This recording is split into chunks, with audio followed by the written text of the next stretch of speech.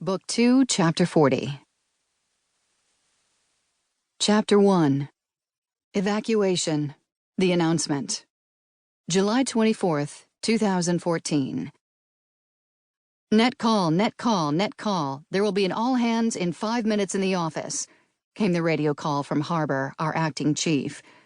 All officers, located on the compound the afternoon of July 24th, 2014, paused to listen to his announcement, including me. I scowled in concern at my radio before turning to Nomad, a security officer and former Navy SEAL, who sat beside me inside the relative safety of our villa. Nomad and I met the previous October, and we helped and relied on each other.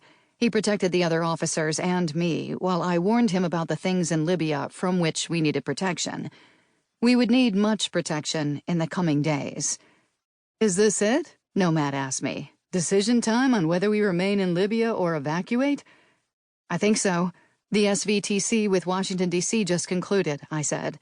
Government leaders in Washington held the SVTC, or Secure Video Teleconference, to determine whether or not the entire U.S. mission would evacuate Tripoli, Libya, including myself, Nomad, and the other officers under Harbor's command.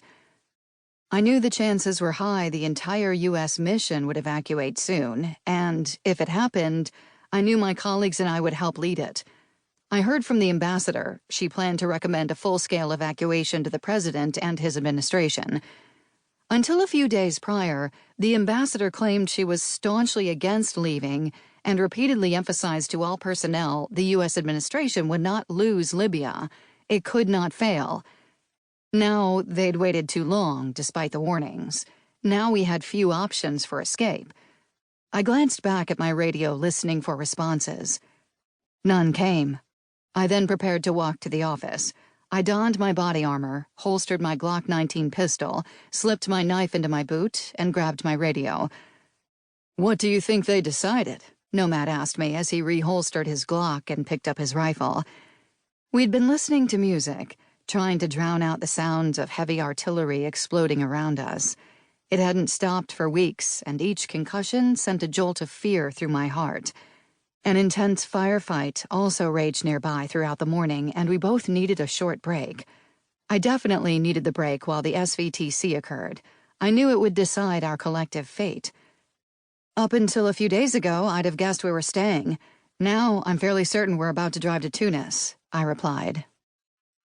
"Driving through active fighting in a war could be even more dangerous than staying at this point. At least here we have bunkers, food, water, and weapons." "I agree. It's extremely risky." "What about the southern airfield? We finished the reconnaissance about an hour ago, and it seems like a good option," said Nomad. "I think that's the best option too, but I heard the ambassador may have already decided on another route," I said. "And not a safe one," I thought. "The coastal road, then?"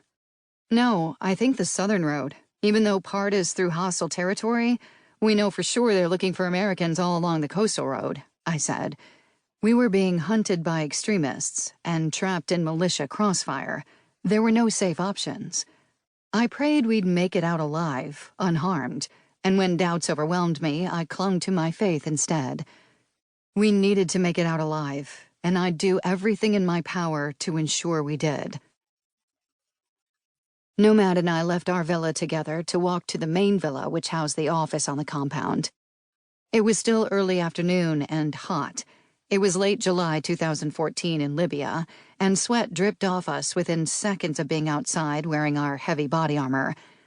The sand stuck to the sweat, creating a gritty paste on any exposed skin. We walked as quickly as possible to the main villa as rockets and artillery continued to explode around us. Others walked ahead of us, but no one said a word. The sky looked dim even though it was early afternoon. Black smoke filled the air, and the smell of spent artillery and burning fuel surrounded us.